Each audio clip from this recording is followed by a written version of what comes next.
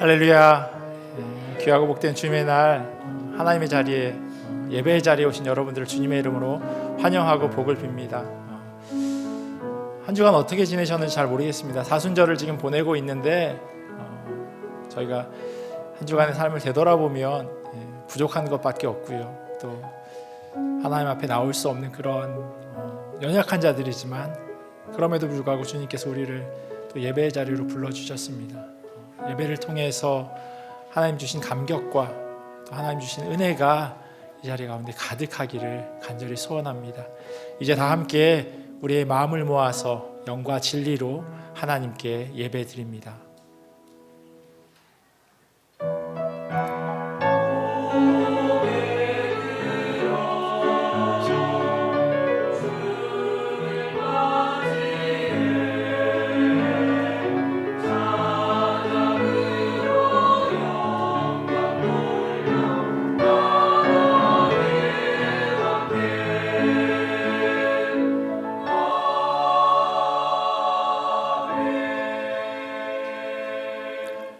종려나무 가지를 가지고 맞으러 나가 외치되 호산나 찬송하리로다. 주의 이름으로 오시는 이 곧 이스라엘의 왕이시여 하더라. 아멘. 다 같이 일어나셔서 개회 찬송가 8장 거룩 거룩 거룩 찬양하시겠습니다.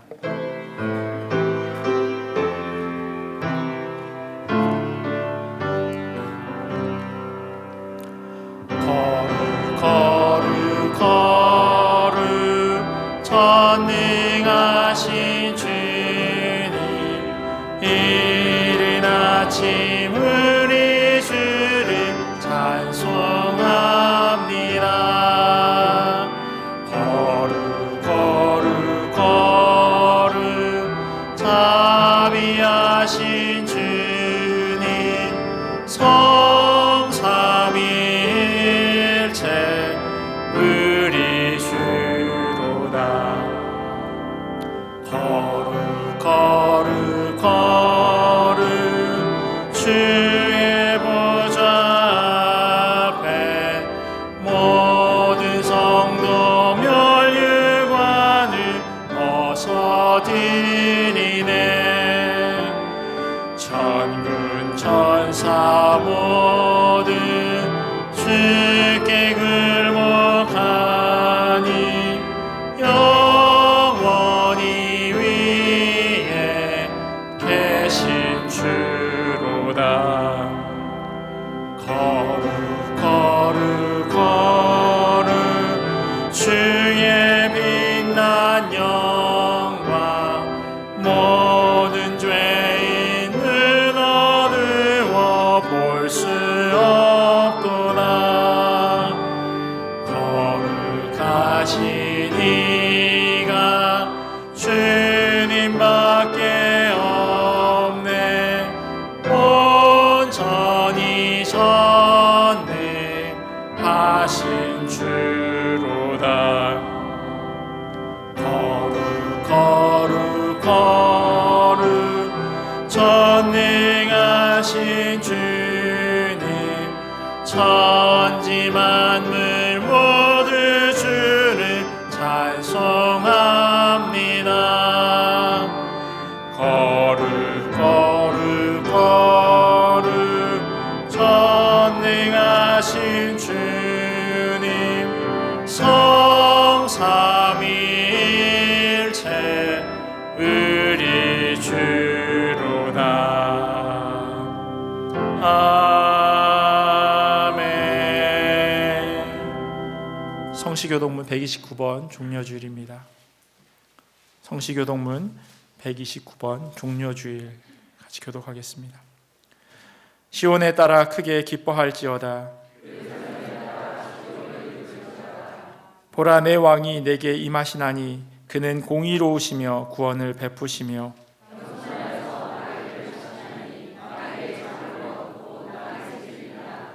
내가 에브라임의 병거와 예루살렘의 말을 끊겠고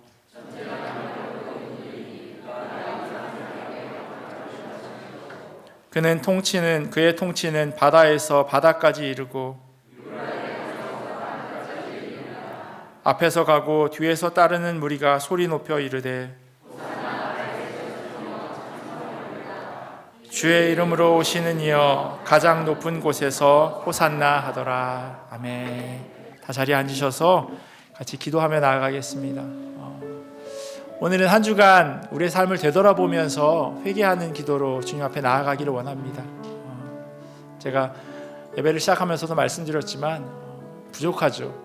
매일매일 주님 보시기에 아름답지 못한 그런 삶 살아가고요. 또 알게 또 모르게 지은 많은 죄들이 있습니다. 우리의 죄가 주홍같이 붉을지라도 눈과 같이 희게 하신다 말씀하셨는데 그 믿음 가지고 그 말씀 붙들고 이 시간 함께 회개하며 나아가겠습니다. 하나님, 내가 부족하지만 그 부족함으로 주님 앞에 나아갑니다. 있는 모습 그대로 주님 앞에 나아갑니다. 우리의 죄를 주님 앞에 자복하오니 하나님 용서하여 주시옵소서. 그렇게 기도하시면 좋겠습니다. 그리고 교회를 위해서 같이 기도하기를 원합니다. 주님께서 세우신 몸된 교회가 정말로 하나님이 기뻐하시는 사명 감당하는 교회 될 수 있도록, 또 우리를 각자 교회로 불러주셨는데 우리가 각자 살아가고 있는 그 삶의 자리에서 교회로서의 역할을 감당하는 자 되게 하여 주시옵소서. 이 두 가지 기도 제목 가지고 함께 같이 기도하며 나아가겠습니다. 기도하겠습니다. 참 좋으신 하나님, 감사합니다. 하나님, 우리의 부족함을 이 시간 자복하며 하나님 나아갑니다. 우리의 연약함을 주님 앞에 내려놓고 나아갑니다. 한 주간을 되돌아보면 너무나도 부족한 것 투성이고 너무나도 죄된 세상 가운데서 또 죄인으로 하나님 살아갔음을 고백합니다. 그러나 하나님, 그 부족한 자들을 사랑하신다 말씀하시고 또 죄인임에도 불구하고 의롭다고 칭하여 주시니 하나님 감사합니다. 그 주님의 부르심에 감격하며 하나님 나아가오니 하나님, 우리를 용서하여 주시옵소서. 우리의 죄된 모습들 주님 앞에 아뢰며 하나님 나아갑니다. 하나님, 우리를 사용하여 주시옵소서. 하나님, 흩어져 살아가지만 그러나 교회로서의 그 부르심에 하나님 합당하게 살아가기를 소원합니다. 또한 하나님께서 세우신 몸된 교회를 통하여서 하나님의 나라가 이 땅 가운데 온전히 이루어지기를 원하오니 하나님, 이 교회를 통하여 하나님 일하여 주시옵소서.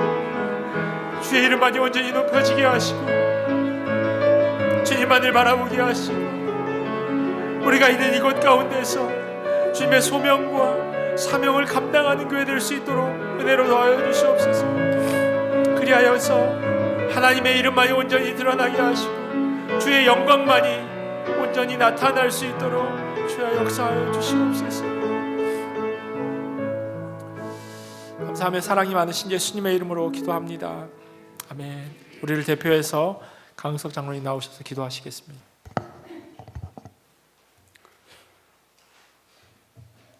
골고다 언덕 위에서 우리를 위하여 친히 화목제물 되어주시고 하나님과 우리 사이의 중보 되신 예수님, 우리 죄를 위하여 친히 피 흘려주시고 대신 죽으신 그 사랑에 감사하여 이 시간 고난주간 예배를 드립니다. 베델에서 야곱이 쌓은 돌제단에 임하셨던 우리 하나님, 오늘 이 제단에도 임하셔서 우리가 드리는 이 찬양과 경배를 받아 주시옵소서. 어느덧 새해가 시작되더니 벌써 4월이 되고 새 봄이 되었습니다. 그러나 돌이켜보니 여전히 우리는 새해도 변화되지 못하고 옛사람처럼 똑같이 살아왔고 하나님보다 사람을 의식하고 바라보았습니다.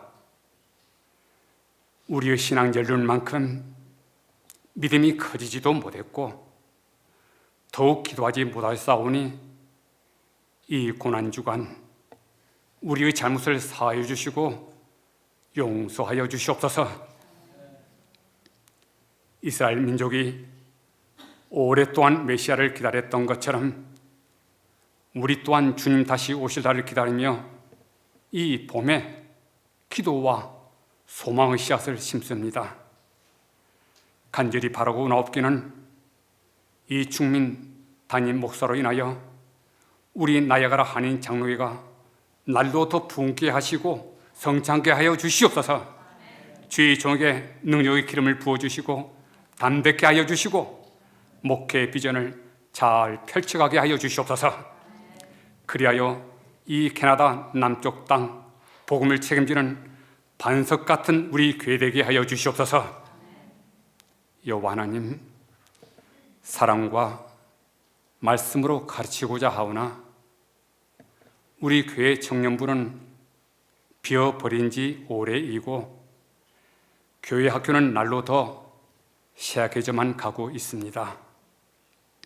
바라고 없기는 젊은 청년들과 어린 학생들을 보내주셔서 청년부와 교회 학교가 수년 내 크게 부흥케 하여 주시기를 간절히 바라고 원합니다. 우리 교회가 돕고 있는 선교사님들과 협력 선교사님을 위하여 기도합니다. 평생 애쓰고 수고한 저들의 눈물과 아픔을 기억하시고 우리 또한 전심으로 기도하오니 모든 환난을 맺게 하시고 그 땅에서 큰 열매 맺게 하여 주시옵소서. 특별히 투병 중인 우리 환우들을 위하여 이 시간 온 마음으로 기도합니다. 계정성 집사, 임상훈 집사, 최영원 장로와 현단양을 회복시켜 주시옵소서.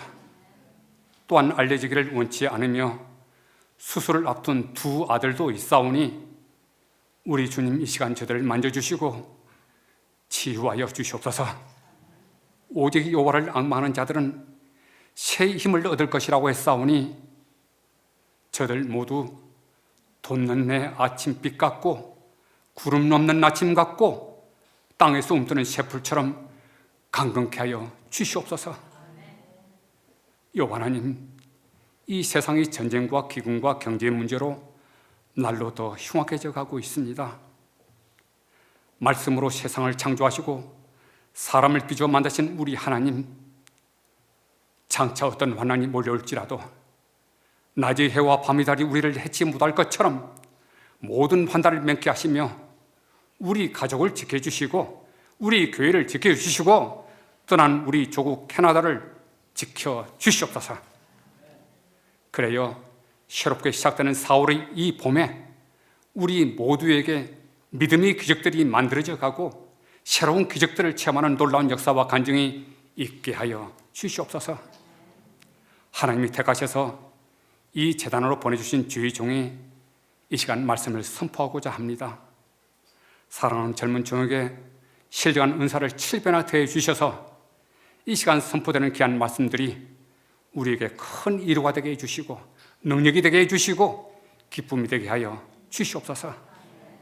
또한 온 마음과 정성을 다하여 찬양으로 영광 돌리는 할렐루야 성가대와 이 찬양 속에서 오늘 이 시간이 신령한 은혜와 말씀으로 충만케 하여 주시옵소서.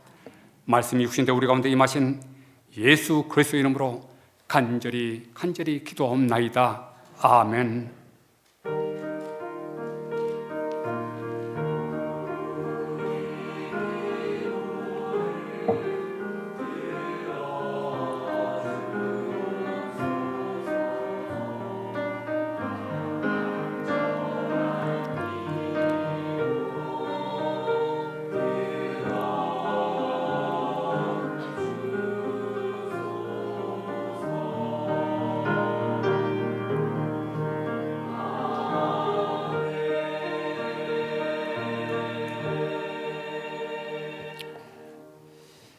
다 함께 찬송가 91장 슬픈 마음 있는 사람 함께 찬양하겠습니다.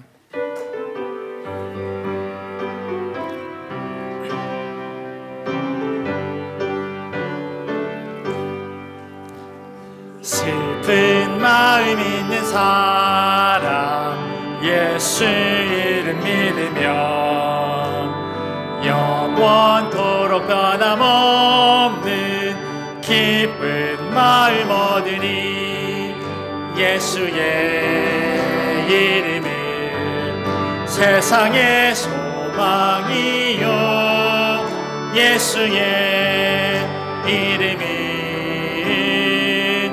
천국의 기쁨일세. 거룩하신 주의 이름 너의 방패 삼아라.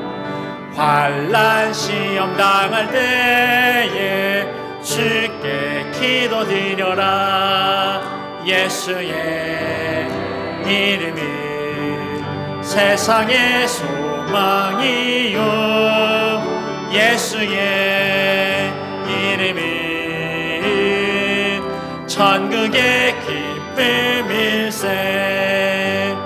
존귀하신 주의 이름 우리 기쁨 되도다. 주의 품에 안길 때에 기뻐 찬송 부르니.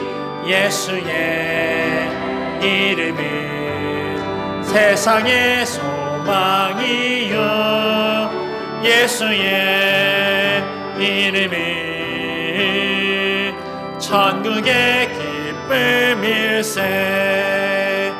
우리 갈 길 나간 후에 보좌 앞에 나가 왕의 왕께 경배하며 멸류관을 드리니.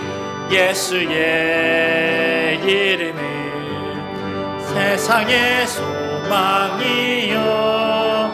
예수의 이름은 천국의 기쁨일세. 아멘. 오늘 우리에게 주신 하나님의 말씀은 요한복음 12장 20절에서 26절까지 말씀입니다. 요한복음 12장 20절에서 26절까지 말씀. 한 절씩 교독하고 마지막 26절은 함께 읽도록 하겠습니다. 제가 먼저 20절 읽겠습니다. 명절에 예배하러 올라온 사람 중에 헬라인 몇이 있는데 그들이 갈릴리 벳세다 사람 빌립에게 가서 청하여 이르되 선생이여 우리가 예수를 배웁고자 하나이다 하니 빌립이 안드레에게 가서 말하고 안드레와 빌립이 예수께 가서 여쭈니 예수께서 대답하여 이르시되 인자가 영광을 얻을 때가 왔도다. 내가 진실로 진실로 너희에게 이르노니 한 알의 밀이 땅에 떨어져 죽지 아니하면 한 알 그대로 있고 죽으면 많은 열매를 맺느니라.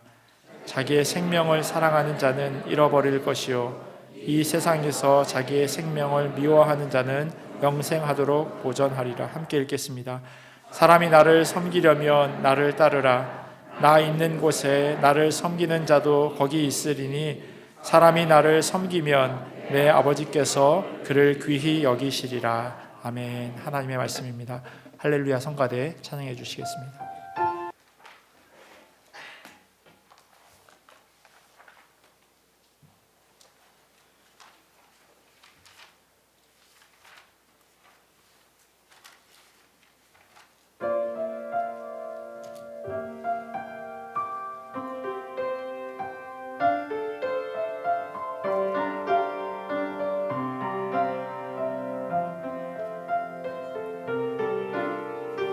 예수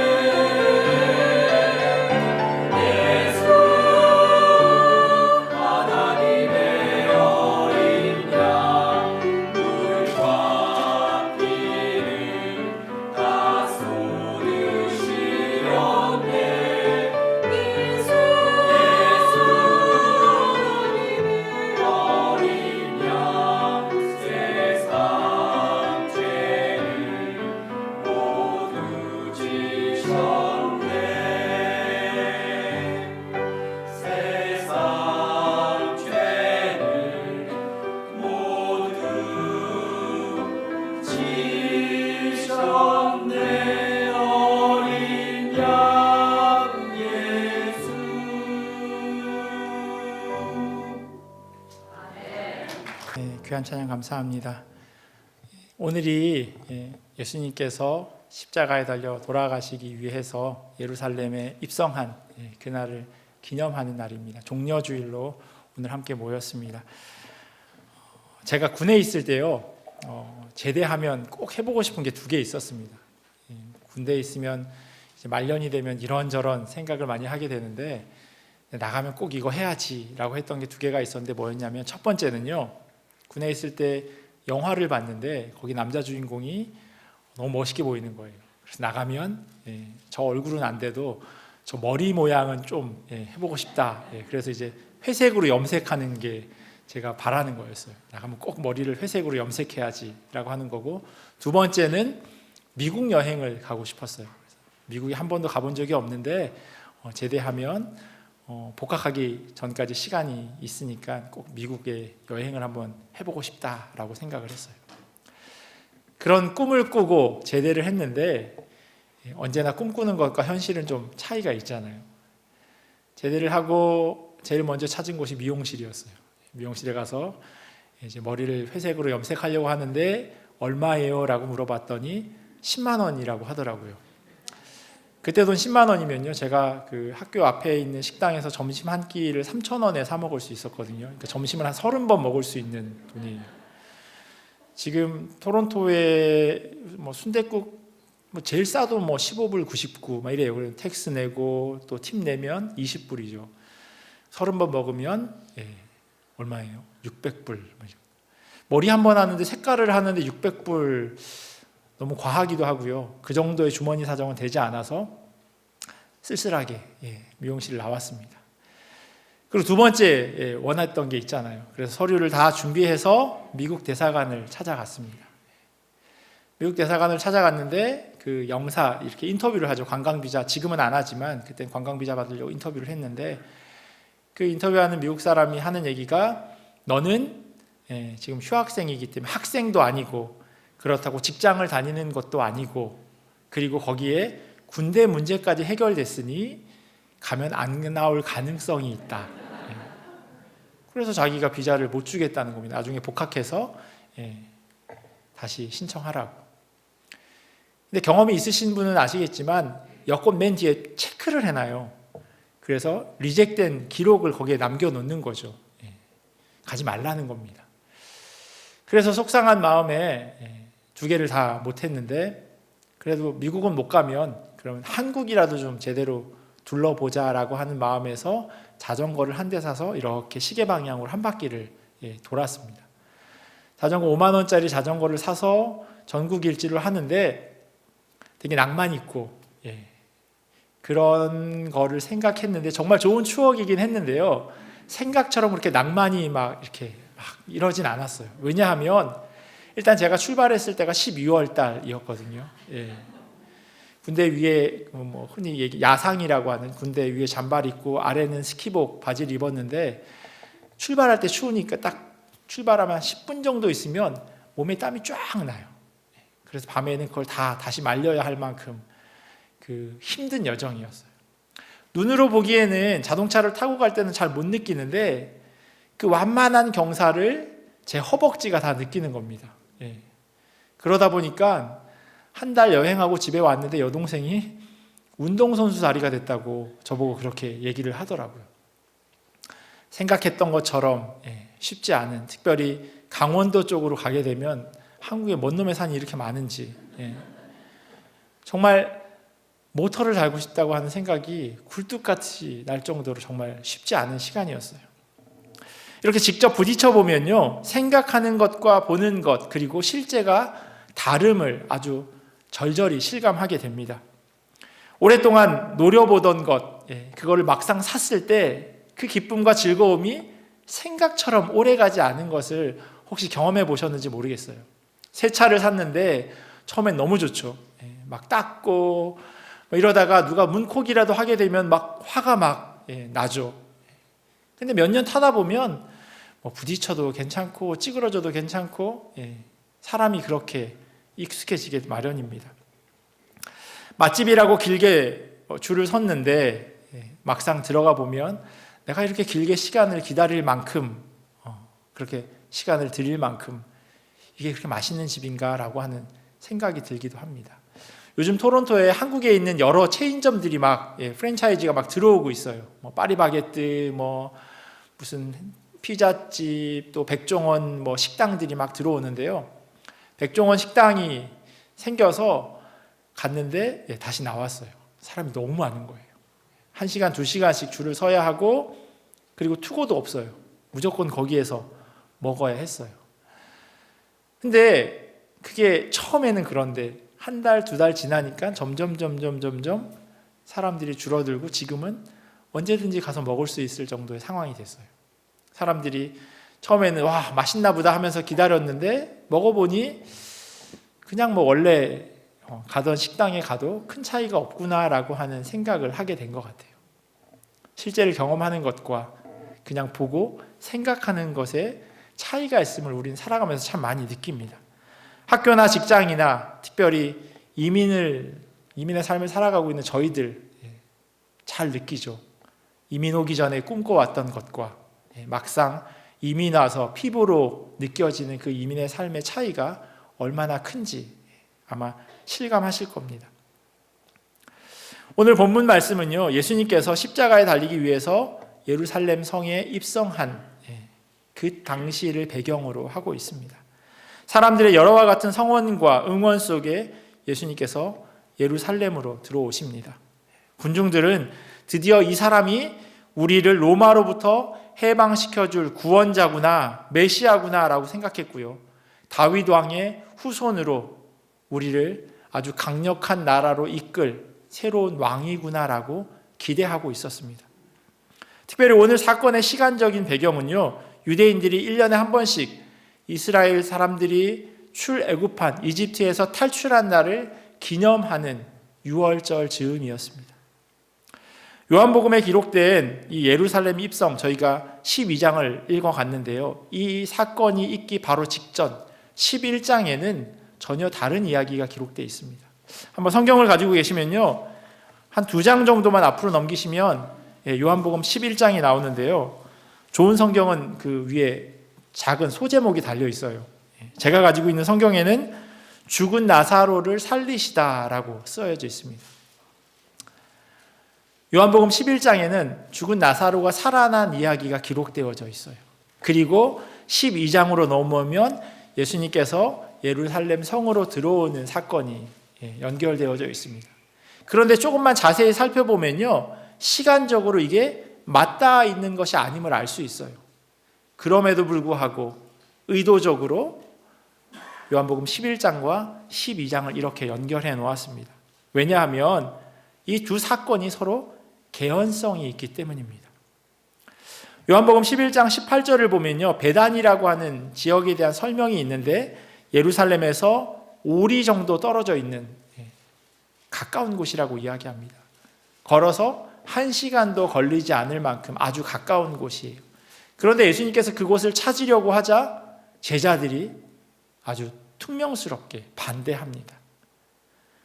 그 이유를 성경은 이렇게 기록하고 있어요. 요한복음 11장 7절과 8절입니다.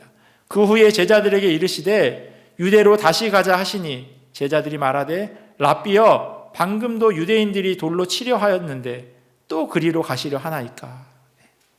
조금 전에도 돌 맞아 죽을 뻔했는데 거기를 왜 또 다시 가려고 합니까? 라고 제자들이 만류합니다. 그런데 예수님께서는 그곳에 가시고자 하는 목적이 있었습니다. 그 목적이 요한복음 11장 11절에 기록되어 있어요. 이 말씀을 하신 후에 또 이르시되 우리 친구 나사로가 잠들었도다. 그러나 내가 깨우러 가노라. 제자들이 이야기해요.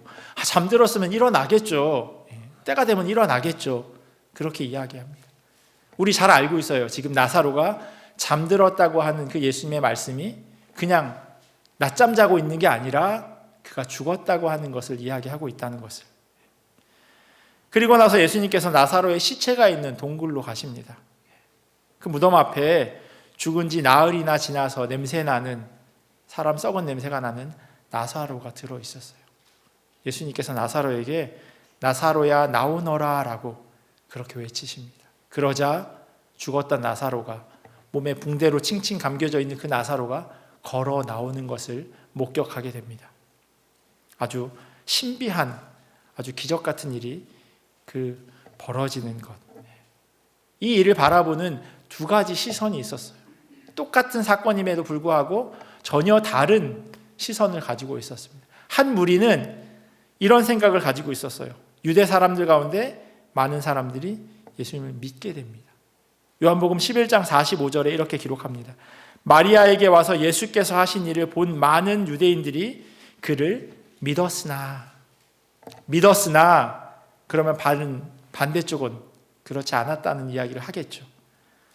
11장 53절에 보면요, 이날로부터는 그들이 예수를 죽이려고 모의하니라 라고 기록되어 있습니다. 나사로가 살아난 일을 경험하고 직접 목격한 사람들 일부는, 성경엔 많은 유대인이라고 되어져 있지만 그들은 예수를 믿었다라고 그렇게 이야기하지만, 바리새인과 서기관들과 아주 권력이 있었던 율법학자들은 안 되겠다, 살려주면 안 되겠다라고 하는 생각을 하게 되었다는 겁니다. 그리고 그 사건이 끝나고 이어지는 12장에는 예수님께서 예루살렘 성으로 들어오십니다. 개연성이 있다고 말씀드렸어요. 그게 뭐냐면 사람들이 예루살렘으로 입성하는 예수님 환영한 이유가 바로 앞에 사건인 11장에 있다는 겁니다. 죽은 사람도 살리시는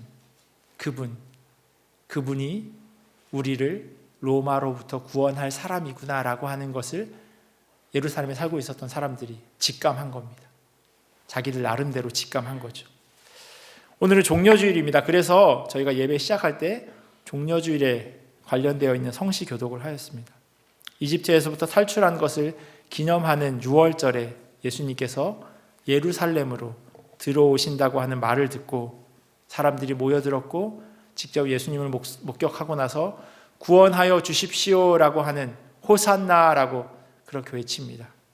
주님의 이름으로 오시는 이에게 복이 있기를, 이스라엘의 왕에게 복이 있기를 이라고 이야기합니다. 예수님이 이스라엘의 왕이다라고 그들은 고백합니다. 그들이 왜 그렇게 고백했을까요? 이전에 오병이어의 사건을 기억하실 겁니다. 다들 굶주리고 있었는데 도시락 하나로 어른들만 5,000명, 아이들과 여자까지 치면 한 2만 명은 배불리 먹이실 수 있는 분, 심지어 남은 게 12광주리. 이 사람이 만약에 우리 군대의 지휘관이 된다면 굶어 죽는 일은 없겠구나. 그리고 아주 적은 음식으로도 전쟁에 나가서 큰 싸움을 할 수 있겠구나라고 하는 생각이 하나 있어요. 직전의 사건, 죽은 사람을 살리는 일, 로마 군대는 엄청날 거예요. 말도 있고 전차도 있고. 그런데 이스라엘 군대도 없지만 사람들이 모인다고 해도 보잘것없을 겁니다. 칼, 창 고사하고 그냥 주방에서 쓰는 것, 농사 짓는 농기구를 가지고 전쟁에 참여할 겁니다. 그런데 죽은 사람이 살아난다면, 예수님께서 죽은 사람을 살리신다면 이 전쟁은 이길 수밖에 없습니다. 100명이 쳐들어오든 10,000명이 쳐들어오든 죽은 사람을 다시 살리면 전쟁에서 이길 수밖에 없죠. 사람들의 마음 가운데 얼마나 두근두근 거림이 있었겠습니까? 드디어 그때가 왔구나라고 생각을 하게 된 겁니다. 분위기가 무르익고 있습니다. 혁명의 깃발을 높이들 그날이 다가오고 있음을 사람들은 직감하고 있었습니다. 자란 곳은 나사렛이지만 다윗의 고향 베들레헴에서 태어난 사람, 죽은 사람도 살리는 예수, 그가 하나님께서 이스라엘 백성들을 이집트로 탈출시킨 그날 더데이에 예루살렘 성으로 입성한 겁니다. 그리고 이들은 이 더데이가 이스라엘이 로마로부터 해방될 수 있는 디데이가 됐다고 그들은 여기고 있었던 겁니다. 이런 분위기가 예루살렘 도성에 가득했습니다. 오늘 본문은 이 배경 안에서 쓰여진 내용입니다. 유월절 명절을 지키기 위해서 세계 각지에 흩어져 있었던 유대인들이 예루살렘으로 모여들었습니다. 그리고 그 가운데 오늘 성경에 기록된 것처럼 헬라 사람 몇 사람도 왔던 것 같습니다. 그들이 예수님을 찾아왔습니다. 오늘 본문에 등장하는 그리스에서 온 사람들, 이들이 원래 유대인들이었는지 아니면 개종한 유대인인지 알 수는 없습니다. 단지 그냥 그리스에서 온 사람이라고 쓰여져 있어요. 두 개가 어떤 차이가 있는지 아마 아실 겁니다. 첫 번째는 그리스에서 태어났는데 부모가 유대 사람인 거예요. 그래서 그냥 태어날 때부터 시민권을 가지고 있는 그리스 사람이지만 유대인인 겁니다. 그래서 그들이 예루살렘에 온 사람일 수도 있고요. 또 하나는 그리스 사람인데 유대교로 개종한 사람일 수도 있습니다. 어떤 사람이든지 상관없어요. 어찌됐건 이들은 지금 유월절을 지키러 왔고 그들이 예루살렘에 와서 예수님을 찾아왔습니다. 예수님을 찾아온 그 장면, 성경은 이렇게 기록하고 있어요. 그들이 예수님의 제자 중 한 사람인 빌립에게 선생이여 우리가 예수를 배웁고자 하나이다 라고 이야기합니다. 아주 멀리서 온 사람들임에도 불구하고 예수님에 대한 소문을 이미 들은 사람들이에요. 오늘 본문의 주된 내용은요, 예수님께서 이들에게 한 대답이에요. 그런데 아이러니하게도 이들은 예수님께 묻지 않았어요. 묻지 않았음에도 불구하고 예수님께서는 대답하고 계시는 내용이 오늘 20절부터 쭉 이어지는, 특별히 23, 24, 25, 26 이렇게 이어지는 예수님의 말씀입니다. 예수님께서 이들에게 하신 첫 번째 말씀이 이거예요. 23절에 있는 말씀인데요. 예수께서 대답하여 이르시되 인자가 영광을 얻을 때가 왔도다. 23절에 그렇게 기록되어 있어요. 드디어 그날이 왔다는 겁니다. 요한복음 시작부터 지금까지 예수님께서는 때가 되지 않았다라고 수차로 말씀하셨어요. 그리고 그때가 올 것이다 라고 두 번이나 말씀하셨는데 오늘 이 요한복음 12장에 처음으로 그 때가 됐다라고 말씀하시는 거예요. 이 말을 들었을 때 그 자리에 있었던 사람들의 마음이 어땠을까요? 어느 누구 할 것 없이 드디어 우리가 기다리던 그때가 되었구나 라고 생각했을 겁니다. 너무너무 흥분하고 있었을 거예요. 특별히 제자들이 그 흥분을 감출 수 없었습니다. 왜냐하면 그 나라가 오면 한 자리 차지할 것이라고 하는 기대감이 그들에게 있었기 때문이에요. 예수님의 제자 가운데 세베대의 아들 2명이 있었습니다. 야고보와 요한이 있었는데 이들의 어머니가 예수님께 찾아와서 이런 부탁을 합니다. 마태복음 20장 21절 말씀이에요. 나의 이 두 아들을 주의 나라에서 하나는 주의 우편에 하나는 주의 좌편에 앉게 명하소서. 이 세베대의 아내는요, 지금 자기가 어떤 이야기를 하고 있는지 잘 모르지만 예수님이 원하는 그 나라가 오면 내 아들 하나는 오른편에 하나는 왼편에 아주 높은 자리에 좀 앉혀주십시오라고 그렇게 부탁을 합니다. 이 여인만 그렇게 생각한 것이 아니라 예수님과 같이 다니던 제자들 생각도 마찬가지였어요. 예수님께서 하나님께서 그 자리를 정할 것이다 라고 제자들에게 그렇게 대답해 주었음에도 불구하고 제자들은 이렇게 반응합니다. 10 제자가 듣고 그 두 형제에게 대하여 분이 여기거늘. 화가 난 거예요. 화가 났어요. 왜 화가 났을까요? 진심은 뭐냐면요, 한 발 늦었다. 내가 왜 저 생각을 못했지? 우리 엄마는 뭐 하고 있었지? 제자들은 그 마음이었어요. 내가 먼저 저 부탁을 했었어야 되는데 라고 하는 생각 때문에 화가 난 거예요. 선수를 뺏겼다고 하는 거죠. 제자들뿐만 아니라 헬라에서 온 사람도 가슴이 뛰기는 마찬가지였어요. 이들은 지금 유월절을 지키기 위해서 예루살렘으로 온 사람들입니다. 이들의 국적이나 태어난 곳에 상관없이 이스라엘이 다시금 하나님께서 선택한 그 나라로 다시금 탈바꿈할 것을 내 생전에 보게 되겠구나라고 하는 마음이 있었습니다.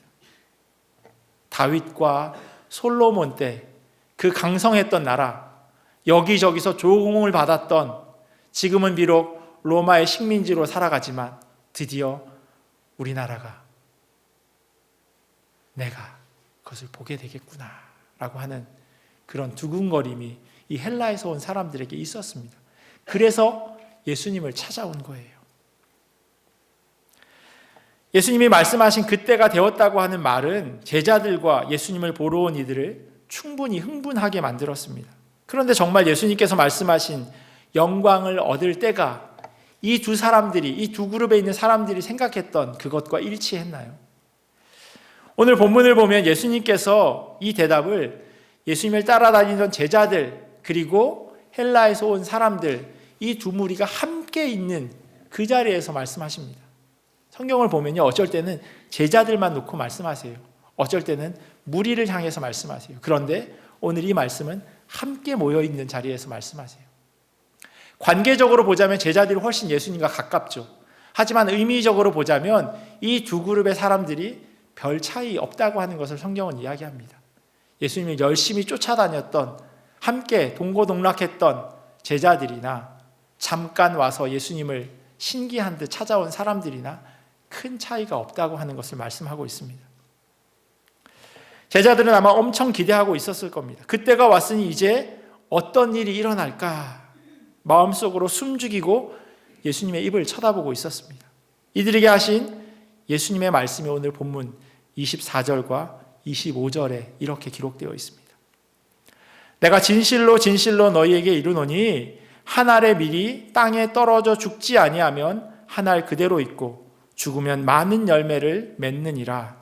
자기의 생명을 사랑하는 자는 잃어버릴 것이요 이 세상에서 자기의 생명을 미워하는 자는 영생하도록 보전하리라. 그때가 되면, 그날이 오면 너희들에게 벤틀리 한 대씩 줄 거야. 그리고 집은 적어도 그라지 3개 정도 되는 5 밀리언 정도 되는 집 줄 거고 너희가 예상하는 연봉보다 적어도 10배는 더 줄 거야. 예수님께서 이렇게 말씀하셨으면 참 좋았을 텐데 기록되어 있는 말씀을 보면요, 자꾸 죽는다고 하는 이야기만 반복적으로 기록되어 있습니다. 죽어야 한다. 생명을 잃어버릴 것이다. 생명을 미워해야 한다라고 하는 그런 말씀들로 가득 차 있습니다. 뭔가 번듯하게 살 걸 생각했는데 죽어야 한다, 목숨을 잃어야 한다라고 말씀하시니 제자들과 예수님을 보러 온 그리스 사람들은 당황할 수밖에 없었습니다. 이들이 놀란 이유는 간단해요. 자기가 가지고 있었던 그 생각과 지금 전혀 다른 이야기를 하고 계신 예수님, 그 차이를 이들이 경험하고 있기 때문이에요. 마치 제가 군대에서 영화배우 머리 스타일처럼 회색으로 해야지 그렇게 생각했는데 막상 나와 보니 너무 비쌌던 그 현실, 자전거로 전국 여행하는 아주 낭만이 있을 것 같다고 생각했는데 막상 달려보니 약간의 경사도 힘들어서 자전거를 내던지고 싶었던 그런 현실, 그리고 여러분들 모두가 꿈꿔왔던 이민의 삶, 그런데 막상 그 이민의 삶이 생각처럼 아주 드림 컴 트루, 그렇게 되지 않는 것을 실감할 때, 여기 가나 저기 가나 영어 때문에 왜 내가 여기에서 이런 취급을 받아야 하나라고 하는 생각을 우리가 맞닥뜨릴 때 생각했던 것과 현실이 다름을 우리는 너무나도 잘 실감하며 살아갑니다. 보는 것과 직접 해보는 것, 직접 경험하는 것은 실상 아주 큰 차이가 있습니다. 카이 아일들만이라고 하는 분이, 목사님이 쓰신 나러 팬이라고 하는 책이 있어요. 아주 예전에 나온 책인데 한국말로는 팬인가 제자인가 라고 하는 책이 있는데 그 책의 프롤로그에 이렇게 써 있습니다. 지금까지 나는 제자의 길을 최대한 매력적이고 편안하고 편리한 길로 포장하려고 애썼다. 그래야 더 많은 사람이 제자의 길로 동참할 것이라고 여겼기 때문이다. 하지만 이제는 미안하다고 말하고 싶다. 이렇게 프롤로그 그 책에 적어 놓았습니다. 자기도 모르게 설교에 용서, 구원, 행복, 삶, 이런 이야기를 통해서 예수님의 팬을 만들고 있다고 하는 그런 고백을 이 목사님이 하는 겁니다. 그러나 사실 성경은요, 오히려 그 반대를 이야기합니다. 회개, 항복, 실패, 그리고 죽음에 대해서 더 많이 이야기합니다. 제자로 편안하고 안전하게 예수님을 따라갈 수 없다고 그렇게 성경은 말씀하고 있습니다.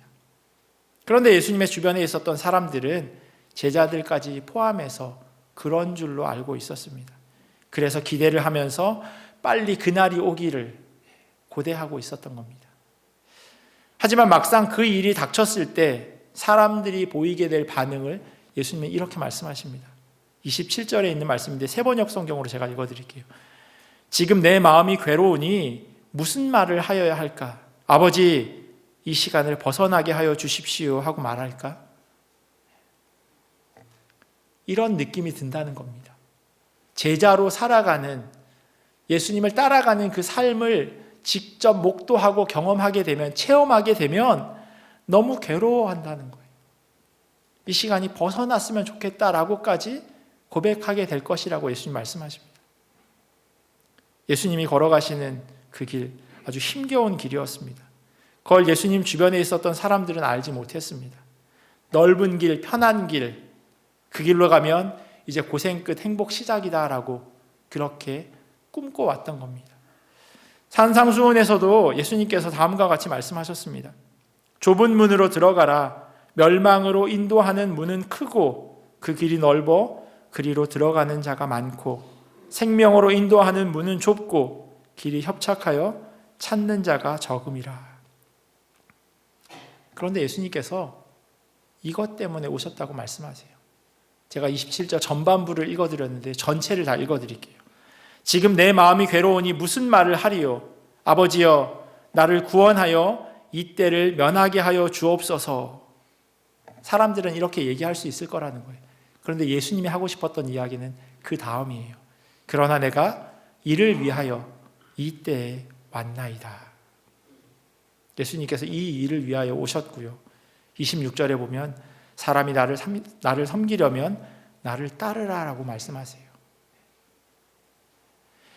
여기에는 그리스에서 온 사람이든 3년 넘게 예수님을 쫓아다녔던 사람이든 구분하지 않습니다. 예수님의 뜻대로 섬기고 따르는 사람이 참 그리스도인이라고 그렇게 말씀하고 계세요. 주일 이 자리에 나오신 여러분들은 어떤 마음으로 예배당을 찾아오셨나요? 멀리 그리스에서 예수님을 보러 온 사람들과 같은 마음이었나요? 아니면 예수님과 함께 있었던 제자들과 같은 사람인가요? 예수님 주변에 그분을 보는 사람은 아주 많이 있었습니다. 눈으로만 쳐다보는, 그러면서 와, 대단하다 라고 여기는 사람은 수없이 많았습니다. 심지어 불과 몇 절 앞에 예루살렘으로 들어올 때 사람들이 거리로 뛰어나와서 호산나 찬송하리로다, 주의 이름으로 오시는 이 곧 이스라엘의 왕이시여라고 그렇게 고백했습니다. 그러면서 자기 겉옷을 바닥에 깔고 종려 아주 흔들면서 호산나 호산나, 우리를 구원하실 분이라고 그렇게 외쳤습니다. 아무런 희생과 헌신 없이 단순히 그분이 새로운 왕이 되면 내 삶이 조금 더 좋아질 거라고 하는 그런 꿈이 그들에게는 있었던 겁니다. 예수님을 따라다녔던 제자들, 그들도 이들과 크게 다르지 않았습니다. 이미 말씀드렸듯이 몸은 그분을 따라다니고 있었지만 여전히 예수님을 보는 사람들이었습니다. 그랬기에 예수님께서 십자가에 달려 돌아가셨을 때 그들은 다시금 자기가 원래 있었던 그 자리로 돌아가게 됩니다. 안타까운 모습이죠. 그들은 그냥 예수님 옆에서 보는 사람들에 불과했습니다. 이들은 예수님께서 말씀하신 나를 따르는 삶을 살지 않았던 사람들입니다. 예수님께서 걸어가신 그 길은 가파른 경사가 있었습니다. 때로는 울퉁불퉁한 비포장도로 장애물도 많이 있었습니다. 힘든 그 길을 함께 걸어줄 길벗이라도 있었으면 좋으련만 예수님께서는 묵묵히 그렇게 십자가 길을 올라가셨습니다. 그런데 주님께서는 오늘도 그 걸음을 함께 할 사람을 찾고 계십니다. 그냥 옆에서 무리로 구경하는 사람이 아니라 예수님과 함께 걸을 사람을 찾고 계십니다. 그 한 사람을 예수님께서는 오늘도 찾고 계십니다.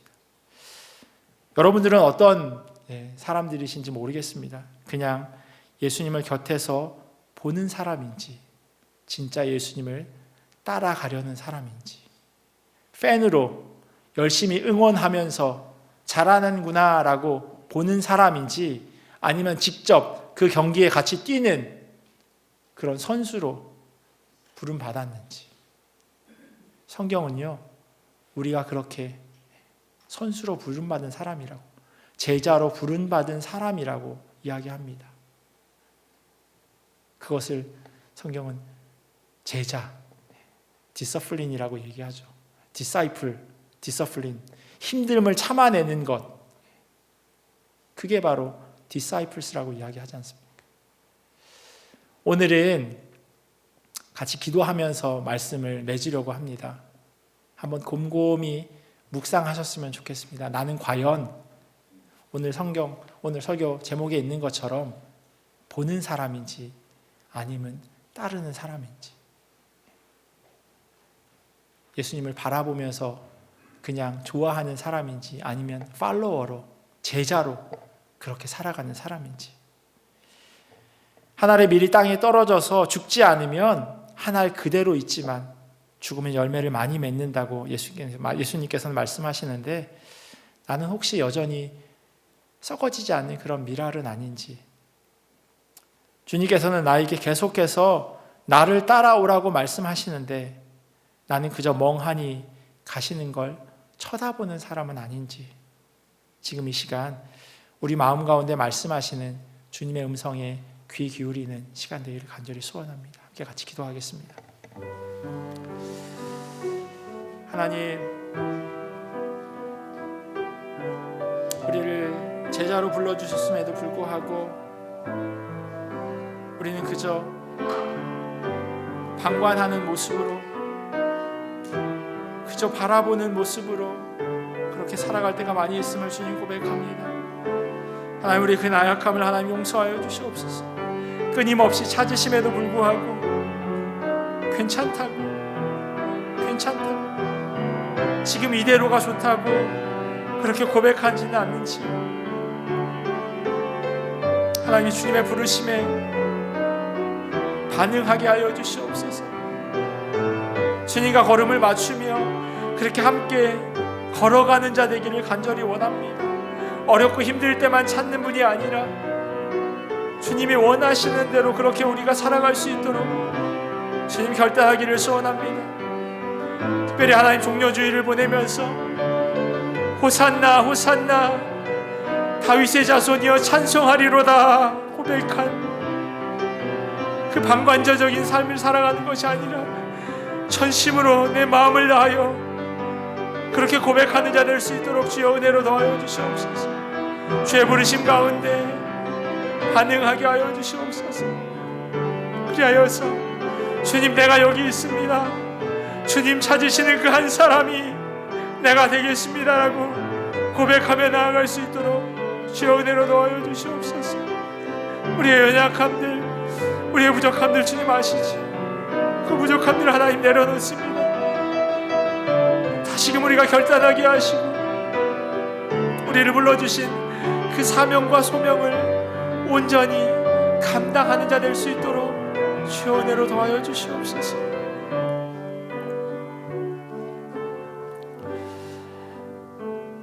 참 좋으신 하나님 감사합니다. 우리는 어떤 사람인지 묵상해 보았습니다. 그리스에서부터 예수님을 보러 온 사람도 있었고 3년이나 예수님과 동고동락하며 지낸 제자들도 있었습니다. 하지만 예수님의 마지막 때에 그 자리를 지키고 있었던 사람들은 얼마 되지 않았습니다. 보기만 하는 사람과 진짜 예수님의 길을 따르는 사람의 차이가 명확함을 오늘 말씀을 통해 보았습니다. 그 선택의 순간에 우리가 서 있음을 고백합니다. 구경꾼으로서가 아니라 연약하지만 주님의 제자로 살아가게 하여 주시옵소서. 그래서 주님의 나라를 위하여 온전히 헌신하게 하시고 또한 그 하나님의 나라를 이 땅에서 살게 하여 주시옵소서. 주님께서 그 일을 위해 이 땅에 오셨고 우리도 그 사명의 부름을 받았음을 기억하며 주님의 명령대로 그렇게 살아가기를 소원하며 결단하오니 주님 함께하여 주시옵소서. 감사하며 사랑이 많으신 예수님의 이름으로 기도합니다. 아멘. 다 같이 찬송가 349장 나는 예수 따라가는 이라고 하는 제목 같이 찬양하며 나아가겠습니다.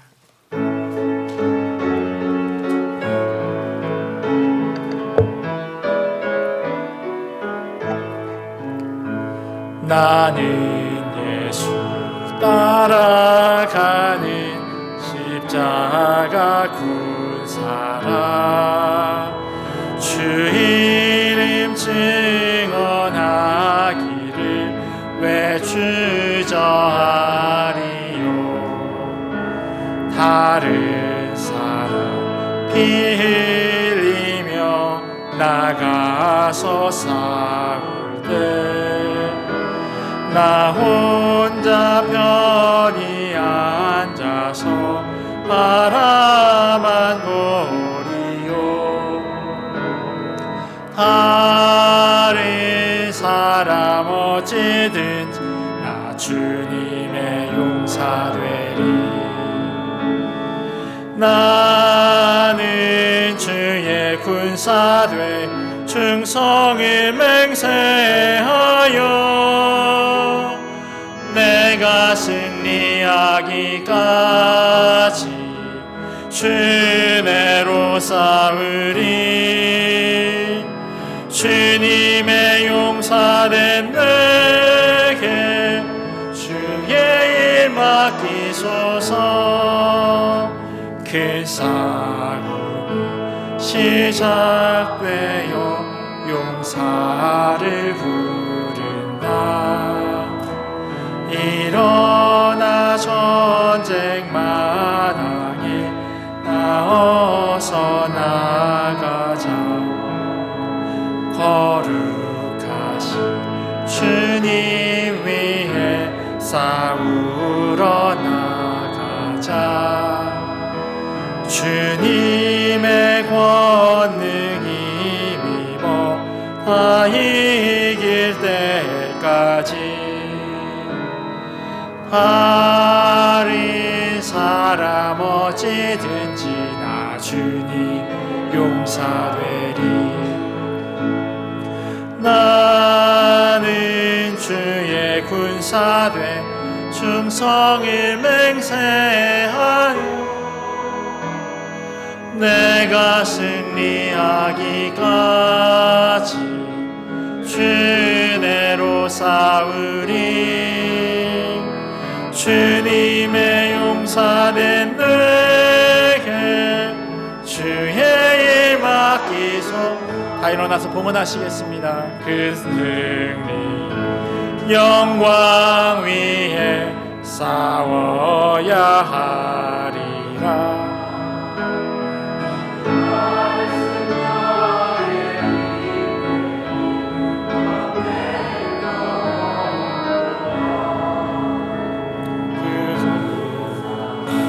이긴 후에 그날이 이르며 승전가 높이 부르며 큰 영광 누리리 다른 사람 어찌든지 나 주님의 용사 되리 나는 주의 군사되 충성을 맹세하여 내가 승리하기까지 주내로 싸우리 주님의 용사된 내게 주의 일 맡기소서 89년간 아버지의 삶과 죽음을 주관하여 주신 하나님의 은혜에 감사드립니다. 마지막 3개월 성도들의 사랑과 기도와 위로 넘치도록 받고 하나님 품에 평안히 거하게 하신 은혜에 더욱 감사합니다. 주님께서 부어주시는 사랑 감사합니다. 마른 뼈 같은 두 아들을 불쌍히 여겨주시옵소서. 우리 삶 속에 동행하시는 하나님 감사합니다. 선교 헌금 선교사님 후원금, 성적 건축 헌금 드렸습니다. 화창한 날씨 주심에 감사합니다. 또 구제 헌금 드렸습니다. 남편의 허리 수술을 무사히 잘 마치게 하여 주심에 감사를 드립니다. 하나님, 그 남은 생이 건강한 믿음과 어느 곳에 있든지 하나님의 기쁨이 되게 하여 주시옵소서. 헌금 드렸습니다. 부활절 헌금 드렸습니다. 같이 드려진 헌금 위해서 같이 기도하겠습니다. 참 좋으신 하나님 감사합니다. 좋은 일, 나쁜 일, 또 감사한 일, 또 어려운 일, 하나님, 그 모든 일들이 우리 삶 가운데 계속해서 반복되어지고 또 파도처럼 들어왔다 나갔다를 반복합니다. 그러나 하나님, 그러한 일을 경험할 때에도 주님 허락하셨으니 감사합니다 라고 그렇게 고백하게 하시니 감사합니다. 오직 하나님께서 우리의 삶을 주관하고 계심을 기억하게 하시고, 또한 우리의 삶이 주님 손에 달려 있음을 잊어버리지 않도록 은혜로 도와여 주시옵소서. 삶 가운데 여러 가지 많은 제목의 그런 물질로 하나님 앞에 올려드립니다. 하나님, 이 물질을 통하여서 하나님의 나라가 확장되어지게 하시고, 또한 하나님의 사람들이 온전히 그 역할들을 감당하게 은혜로 더하여 주시옵소서. 드린 손길 가운데 하나님 복의 복을 더하여 주시옵시고, 어려운 형편에 드리지 못한 손길 가운데도 하나님 은혜를 더하셔서 우리 모든 성도들이 물질 때문에 이 땅 가운데서 어려움 당하지 않도록 하나님 지키시고 보호하여 주시옵소서. 감사하며 사랑이 많으신 예수님의 이름으로 기도합니다. 아멘. 교회 소식 몇 가지 전해드리도록 하겠습니다. 주보 참고해 주시면 감사하겠습니다. 내일부터 고난주간 특별 기도회가 있습니다. 월요일부터 금요일까지는 오후 7시, 그리고 토요일에는 오전 6시에 6가지 질문이라고 하는 제목을 가지고 고난주간 특별 기도회가 있습니다. 많이 참석해 주시면 감사하겠습니다. 그리고 4월 11일부터 새벽 기도회가 담임 목사의 인도로 시작되게 됩니다. 그동안 새벽 예배 같이 모여서 드렸었는데요. 이제 화요일부터 토요일까지 오전 6시에 같이 모이도록 하겠습니다. 그래서 같이 모여서 기도 제목 가지고 기도하시고, 또 하루의 첫 시간 묵상하면서 그렇게 시작하기를 원합니다. 계속해서 교회 명부, 교적부를 만들고 있습니다. 혹시 아직 교인 명부 작성하지 않으신 분들은 꼭 작성하셔서 헌금함에 제출해 주시고요. 그리고 사진은 주보에 있는 이메일로 보내주시면 감사하겠습니다. 오늘 2부 예배 후에 1시에 중고등부실에서 여선교회 원래회가 있습니다. 제가 말씀 전하고 같이 잠깐 기도하고요. 그리고 원래 회의 모이도록 하겠습니다. 청소 봉사자 모집하고 있습니다. 안내석 입구 바깥에 나가시면 신청되어져 있는 그 신청서 작성하셔서 아주 조그맣게 세밀하게 조각조각 나눠서요. 그래서 부담되지 않도록 그렇게 준비하고 있습니다. 그래서 주님의 몸된 교회를 같이 조금이라도 이렇게 섬길 수 있는 자리 같이 동참해 주시면 감사하겠습니다. 지난주에 박창원 집사님 부친 박형영 집사님께서 돌아가셔서 지금 한국, 지금 박창원 집사님 부부 방문하고 계시고요. 소천하셔서 장례 절차 지금 진행하고 있는데, 다음 주에 돌아오시면 꼭 같이 기도하시고 위로해 주셨으면 감사하겠습니다. 그리고 지난주에도 광고 드렸지만 김선호 김덕선 집사님 아들 현준군과 이무세 김정아 집사님의 큰딸 윤진 양이 4월 8일 해외에서 결혼한다고 합니다. 뵙게 되면 축하해 주시면 감사하겠습니다. 목장 교환 주보에도 있지만 혹시 큰 걸 원하시면 복도에 준비되어져 있고요. 특별히 목자님들은 교회 사무실에 제가 어제 보내드린 내용을 프린트아웃 해 놓았으니까 목장 인도하시는데 참고하시라고 보내드린 그 내용 픽업하시면 감사하겠습니다. 예배 후에는 오늘은 식사죠. 식사가 준비되어 있으니까요. 한 분도 빠지지 마시고 꼭 식사하시고 같이 교제하시고 돌아가시면 좋겠습니다. 그리고 다음 주일에는 부활주일이기 때문에 같이 성찬 참여합니다. 그래서 같이 오셔서 성찬도 참여하고 부활주일 즐겁게 그렇게 예배하는 그런 날 되어졌으면 좋겠고요. 또 이번 한 주간 고난주간으로 보내고 있는데 더 깊이 예수 그리스도의 십자가와 고난을 묵상하는 한 주 되셨으면 좋겠습니다. 빠진 광고 없으면 다 같이 일어나셔서 저희 찬양하고 같이 축도함으로 마치도록 하겠습니다.